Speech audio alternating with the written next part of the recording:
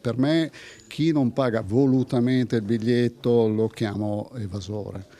Non ci sono altri termini per distinguere una persona che bene o male acquista il biglietto per l'erogazione di un servizio, pensando che poi l'azienda, ma non soltanto l'azienda, le istituzioni in qualche modo possano questi introiti poter ulteriormente innovare i servizi, e chi non lo paga logicamente è una persona che il servizio lo vuole utilizzare a danno di tutti i contribuenti. Non usa giri di parole l'amministratore delegato di Bus Italia Veneto, Gino Colella, per descrivere chi non paga il biglietto del bus, e per questo, entro fine anno, saranno presi provvedimenti per limitare questo malcostume. C'è un vissuto a Padova che dice non paga nessuno il biglietto. Non è che non paghi nessuno. Chi ha l'abbonamento sale, non è come a Londra o a Parigi che qui code deve far sentire rumore. Per cui non è vero che chi sale non paga.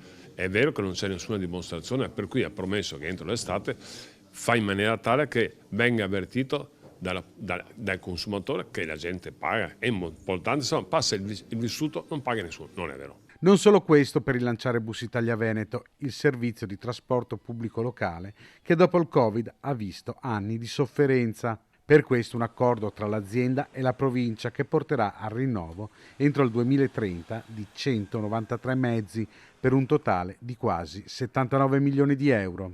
È sicuramente un momento importante perché questo addendum stabilisce logicamente la possibilità di utilizzare i fondi pubblici che vengono dati a tutte le aziende del TPL per poter rinnovare la flotta di Bus Italia Veneto. Abbiamo avuto momenti difficilissimi, con il Covid l'azienda era in difficoltà, noi eravamo in difficoltà, ma il trasporto locale è vitale per quanto riguarda scuola, lavoro, inquinamento, tutte cose che sapete. Oggi abbiamo firmato l'addendum con mia grande soddisfazione.